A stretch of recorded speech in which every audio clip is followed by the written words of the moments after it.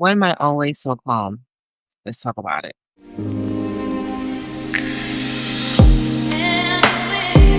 If we're meeting for the first time, my name is Yanari Palso, and I'm a fourth generation Garifuna high priestess and mentor to iconic Black women entrepreneurs that are living a life that overflows with mental calm and inner peace.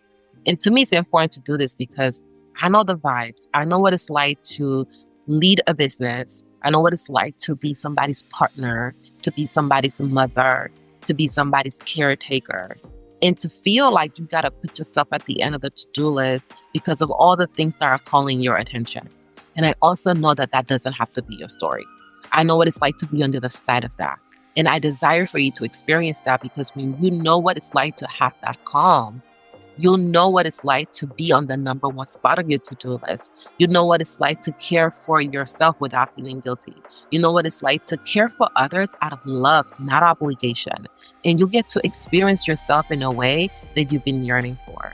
A way that really leads with the highest version of you, the most authentic version of you. And all of that is on the other side of tapping into your deeper level of calm. I haven't always been a calm person. Being calm for me is really important because I have learned in the 14 plus years that I've been focused on living a life that brings me joy that I can only control myself. So when I'm in situations, especially when life feels uncomfortable and chaotic, which can often feel like that depending on how you're looking at your life and what your perspective is, the only thing that helps me stay grounded is being calm. I started working with Black women entrepreneurs because I noticed that they were having a very difficult time staying calm, especially when things are chaotic. Most of the clients that I work with, I realize that they go into survival mode when they are in situations that feel uncomfortable, when they're in situations that feel chaotic, and that doesn't feel like calm. A lot of times it feels like stress, it feels like overwhelm, it feels like frustration, it feels like anger, it feels like burnout, it feels like self doubt. And none of those things are actually helping them win in life. And for me, it's important that I am winning in life. And when I started to notice all these patterns with my clients, I started to look at myself more deep and pay attention to how these patterns were manifesting in my own life. And I started to look at how was I navigating that? What was the thing that was actually helping me be in a space where when things felt uncomfortable, I wasn't reverting into old patterns? What was the thing that was helping me be able to show up authentically when it felt hard or when I felt that I wasn't good enough? What was the thing that was helping me be grounded and centered in the moments when people were questioning my expertise and I wasn't as confident in myself? And the number one thing that came up for me was calm, is the fact that I'm able to be calm. I'm able to not allow my emotions to control me. And instead, I'm able to let them pass without giving into them. Now, I haven't always had this skill, okay? I feel like a part of me has had this skill at some level because I'm a Libra and I've studied the horoscope. I've studied my archetype a lot. And Libras tend to have this perceived calmness about them because they like to keep the peace. And oftentimes, the calmness that we tend to have is really a internalization that we're doing, where we're not speaking up for the things that we desire. We're not saying the things that we want because we do not want to ruffle any feathers. And I noticed that about myself too. So being calm for me is a way where I can really focus on what really matters and who I can control, and that's myself. It's very difficult to be calm sometimes because you find yourself in situations that are out of your control. You may have a plan for something, and rarely does that plan go exactly according to the way that you mapped it out. And most of us get really frustrated with this, me included. Anytime I talk about people, I'm talking about me. I am the first person that shows up in that energy. I didn't always realize I was. And I used to feel really irritated with myself and angry with myself for showing up in that way. In the past 14 plus years, I've been dedicating myself to self mastery and then showing other Black women how to do this, other leaders how to do this. I realized that oftentimes we are the person that we're talking about. So when you're talking about someone that you don't like or a behavior they're engaging in, when you're judging people for certain things, 99.9% of the time, you are judging yourself for those things. And this is the type of revelations that you get to experience when you are calm. It's very intentional for me to always be calm. And it's the same thing I tell my clients. It's very intentional for them to choose to be calm because it's very easy not to be. We live in a very reactive society. And right now, the world can feel very chaotic. There are all these changes happening around us, and we may not feel in control. There are all these things that feel uncertain, and uncertainty causes a lot of fear for many of us. We haven't learned to feel safe in the unknown. We haven't learned to feel at peace when we do not have all the answers. Quite the opposite. We have been taught that we have to have all the answers. I remember being in school and feeling like I always had to have an answer because if the teacher called on me or if I raised my hand and I didn't have the answer, there was going to be some type of repercussions. Those are the type of beliefs that we embed in our subconscious that as we become adults show up to lead other people. They show up to run our businesses. They show up to build our relationships. They show up to parent our kids. Being calm is really a way for us to look at ourselves clearly, is a way for us to be open to who we are, is a way for us to be available to who we become and then choose who we're going to be. When I look at being calm and what it takes to be calm, because I also want to share with you some steps to help you be more calm in your life. The number one reason why it's very important for me to always be calm is because being calm feels freaking good. When you are calm, you ain't getting caught up on people's stuff. When you are calm, you're not allowing the situation to dictate your behavior. When you are calm, you are able to call yourself out with accountability, with discipline, with self trust, with self control. And you are able to allow yourself to navigate life with a level of ease and joy that most people never get to experience. And I know this. I've been doing this for 14 plus years.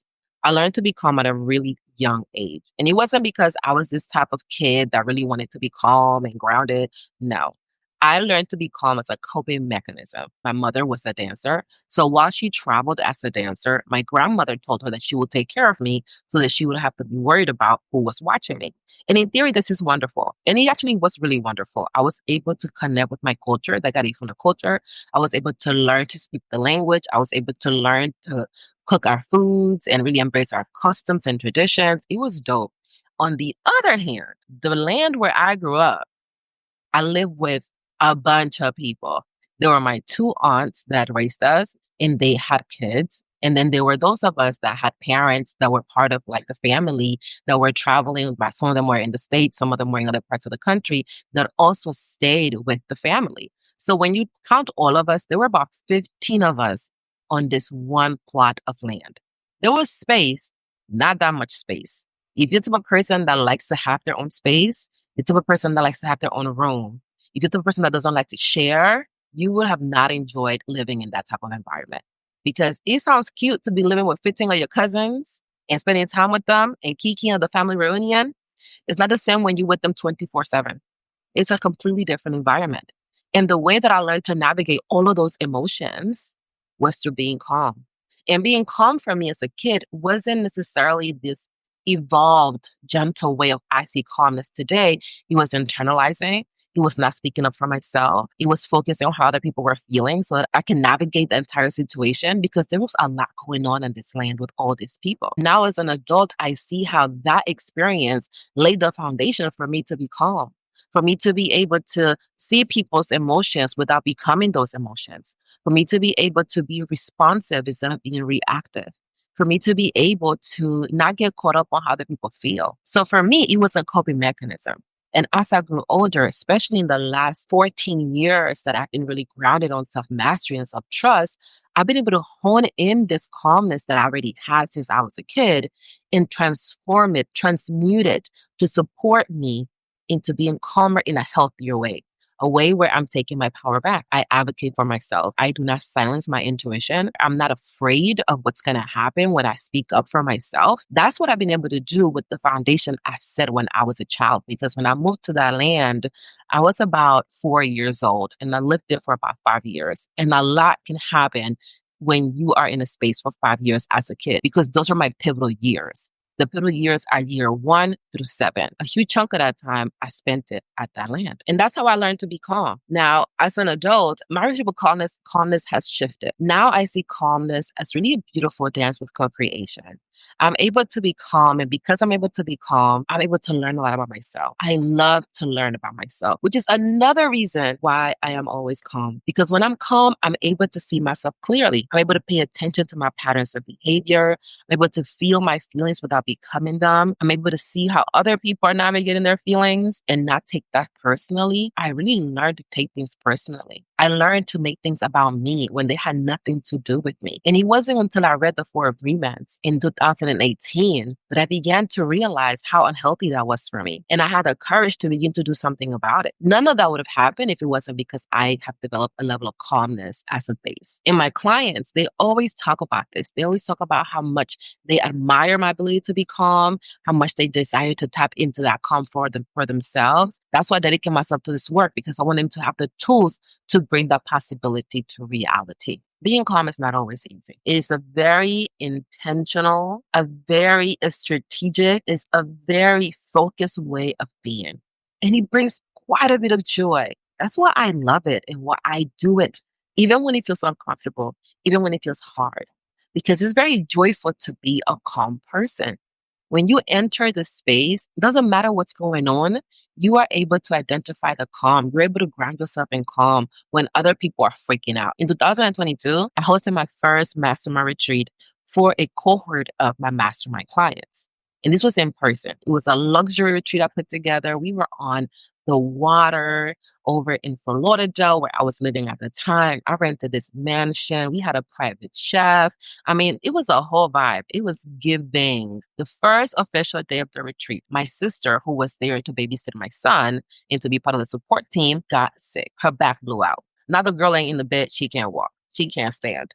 This is the first official day of the retreat. We are in the middle of kickoff. And because life is always presenting us with opportunities to learn from what's going on and to ground ourselves, I was able to look at the situation and not lose my ish.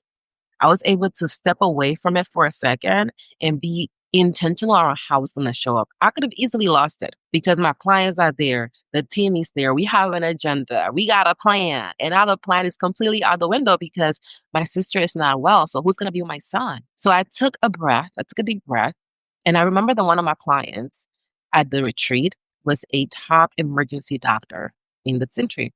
So I asked her to take a look at my sister and give me a recommendation on what to do. And she recommended that I took my sister to the ER. Now I'm like, not only is this girl not able to be a part of the support team, now I gotta take her to the ER. Anybody else would have lost it. And I took a moment, I collected myself. I think I even cried a little bit. Like I shed some tears. I let the emotions flow through me without becoming them. And next thing you know, boom, I took it to the ER. I already had an agenda for the treat. So I left the team with the agenda. I knew that they knew what to do because I trusted my team. That's something else that happens when you're calm. You remember that you can trust people. You remember what you have done so far in preparation. So you are able to walk away from things without fearing that they're not going to come to fruition the way you envisioned it. And long story short, within I think it was less than 3 hours, we're back in the house. She was fine and they gave her medication. Everybody was taken care of. My clients had an amazing time while I was gone. When we came back, they were very supportive. They were very concerned about her too. So they were looking out for her. And we were able to have an amazing retreat, even though that experience happened. Throughout the retreat, my sister got better and better, and we were all able to chip in, those that were part of the team, in order to make sure that the retreat continued without any issues or hiccups. Something else really powerful happened too.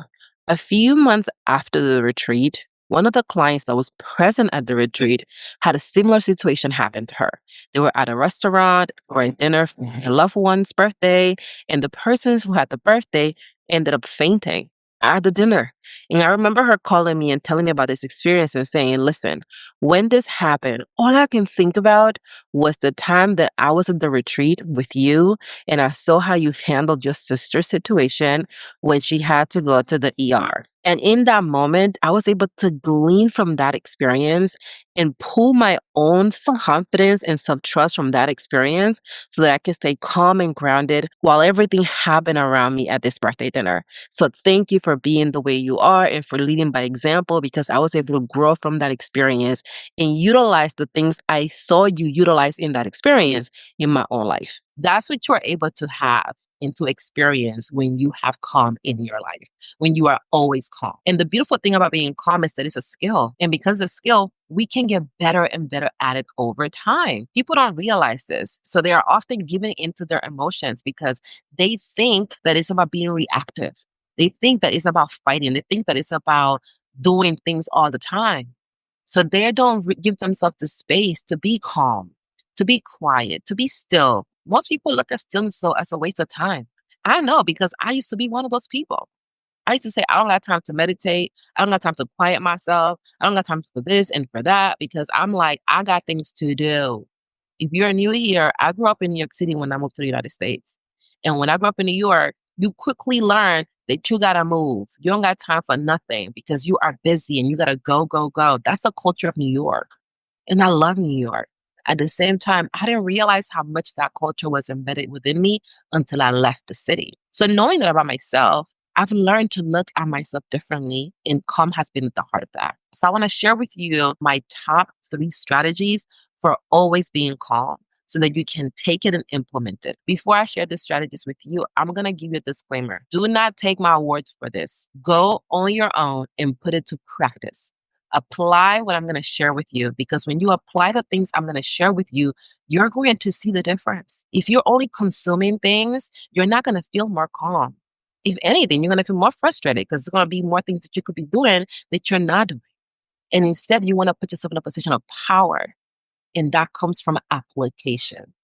Power comes from application. Confidence comes from application. Self-trust comes from application. And that's what I want you to have. I want you to feel powerful. I want you to feel confident. I want you to trust yourself in your decisions. And I want you to do it when it feels uncomfortable, when it feels chaotic, and when it feels the hardest. So grab your journal, and I'm going to give you the top 3 strategies to always be calm. You ready? Let's get started. Number 1, stillness. I can't stress enough how important it is for you to learn to be still, for you to be able to just quiet yourself on your own without listening to everybody all the time. Most of us don't realize this, but on a daily basis, if you're a person that does not have their notifications turned off on their phone, at least 50 people are talking to you all day, every day, and you don't have a choice whether to listen to them or not because it's just coming in. So being still helps you see all the ways that you are giving away your power. A practical way to address this is to turn off your phone notifications. I haven't had phone notifications in years. It's been the most liberating thing I've done for myself to be able to turn off phone notifications, to be able to put my phone on do not disturb. My phone stay on do not disturb. Even when I am quote unquote not doing nothing, my phone is on do not disturb. It gives me the opportunity to sit in stillness, to listen to myself, to learn from myself, and then take what I've learned to determine how do I want to use it? Who do I want to be? Do I want to talk to this person right now or no? It puts me in charge. And most of us have put our phones, our devices, our jobs, our relationships in charge of ourselves instead of putting ourselves in charge. So, number 1, be still. Learn to be still. Your stillness can look like meditation as well. I have adopted a practice of meditation. I've been practicing this for 10 years this year, and I started with 2 minutes. So don't make it hot. You don't gotta be all that. Start with 2 minutes of sitting down in stillness, and you're gonna see how much that benefits you. Because when you are in stillness, you can see yourself clearly. Being in silence can be extremely challenging. And it's one of the things that I work with my clients on the most because they're constantly being pulled in different directions. And when they join my container, the Self Trust Society, we take a really intentional look at what's been driving their energy. Because what you give your energy to, what you give your attention to, is what you're going to bring to life. So many of them aren't bringing to life the things that they desire. That's why we focus on looking at where are they putting their energy on? What are they giving life to? So that they can align their energy with the things they desire to materialize in their life. If you're desiring support, specifically my support, with being in stillness and cultivating that stillness practice so that you can feel a deeper sense of calm, you can see yourself clearly, you can begin to make those changes in your life that feel really good to you and do it in your own way, on your own terms, click on the link in the description box below and book a call with me so that we can get started because chances are a few small tweaks can help you really take your practice to the next level and do it with ease and with flow. Number 2, solitude. Let me tell you something. There's something really powerful about being with your own company. And I know it's not always easy.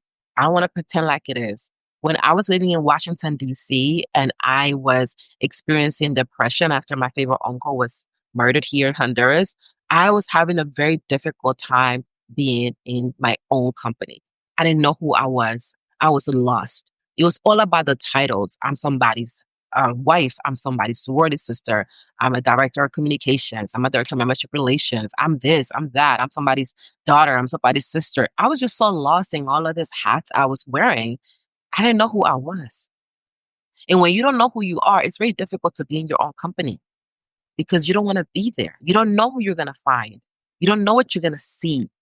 And that can be scary.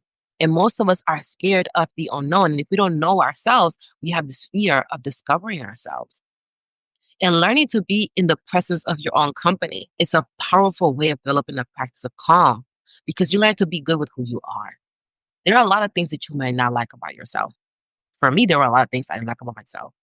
And when I began to look beneath the surface, when I began to look at the iceberg that is my subconscious, I started to be okay and at peace with myself. And that helped me be calmer at a deeper level because I wasn't judging myself. And most of us are judging ourselves for not being perfect. We're judging ourselves for not thinking that we're not good enough. We are judging ourselves for not meeting the expectations of other people. We are judging ourselves for wanting to be validated by other people.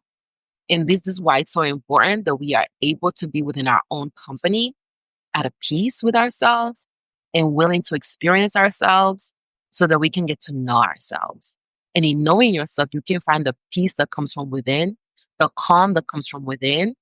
And that can only happen if you're willing to sit with who you become.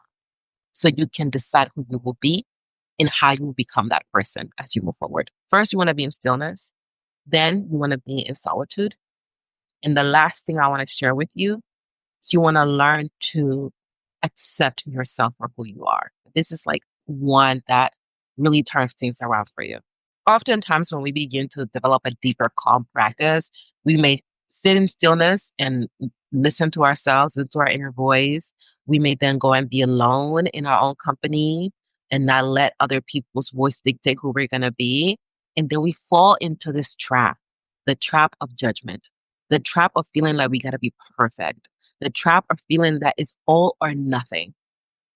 And that trap keeps you stuck in this pattern of being reactive instead of being responsive. That trap puts you in this space when you're not enjoying your life, when you're living on autopilot.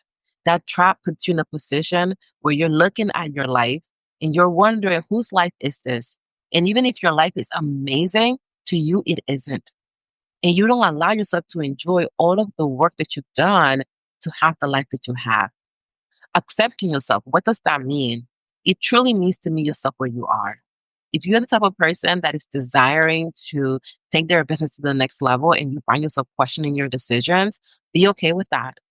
Because once you are okay with that, you can look at what causes you to question yourself. You can look at where did you learn that behavior? And then very slowly at your own pace. It doesn't have to be slow because slow is relative. Something might be slow to me and it's not slow to you. At your own pace, with your own timing, you can begin to make the changes that help you feel confident in your decision making power. Let's say that you desire to show up to your children with a level of ease and calm because the babies be testing us. And if you are doing gentle parenting, like I'm doing gentle parenting, you decide it's going to be your route as a mother, then you know what I'm talking about. Whenever you're ready to gentle parent, the kids don't be gentling. And it triggers a lot within us. It triggers things within us that we don't even know are there. And when you give yourself permission to accept yourself where you are, you can grow out of those things. You can give yourself compassion. You can give yourself grace. It is so important that you give yourself grace, that you're compassionate with yourself. A lot of my clients have a difficult time giving themselves grace because they have learned to be in their divine masculine energy. And the divine masculine is very, I gotta work hard. It's very, I gotta do, do, do, do. And they have a difficult time integrating and merging with their divine feminine energy because the divine feminine energy is not like that. It's all about allowing, it's all about receiving, it's all about being in stillness, it's all about being in silence, it's all about allowing yourself to see who yourself for who you are. And when you're constantly thinking that you have to work hard in order for you to get whatever you want in life, it's very difficult when you are learning to not, when you're learning to be in stillness, to be calm, to receive, because you think that this is not going to get you the results that you want. So calmness allows you to release those borrowed beliefs. Calmness allows you to step out of that energy and to really show up to yourself with the level of confidence that is available to you that most of the time you don't allow yourself to experience. So those are the three strategies that you want to anchor yourself in. Number one, be in stillness. Number two, be in solitude. And number three, accept yourself and meet yourself where you are. In the beginning, this is going to feel uncomfortable. And I like to share this with you because I want to be honest with you. I don't want you to walk away from here feeling like, okay, Nori, I might have this in the bag. Maybe, maybe not. It all depends on you. It all depends on where your headspace is at. It all depends on how you are showing up to it. It all depends on what matters to you. These are the things I teach my clients because they think that they are going to be at a certain level and they have a difficult time when they see where they actually are. And I don't want them to get discouraged because they're not where they want to be because they can start exactly where they are right now. And if you're desiring to step into this for yourself, you're desiring to cultivate your level of inner calm and to do it with ease and with joy and with flow, I want you to click on the description box below because there is a link there to work with me in my container called the Self-Care Society. You and I are going to have a conversation. We're going to see where does it make sense for you to start with us, if it makes sense for you to partner with us. I'm all about co-creating magic with women, especially Black women leaders, because I am a Black woman leader. And I know how uncomfortable it is to address these things. I know how few spaces are available for us to unhook our emotional bras. And I've created a space that allows you to do that in a way that feels good to you. I'm so grateful for the clients I get to work with because when we are done working together, they are on a different level. They are able to be calm with their kids. They are able to be calm with their partners. They are able to be calm with their parents. A lot of them are becoming caregivers for their parents. It's important they cultivate the skill of being calm. They all have businesses. They all are entrepreneurs in some shape or form. When you have clients, being calm is a superpower because your clients are likely not going to have that level of calm that you're going to be called to have.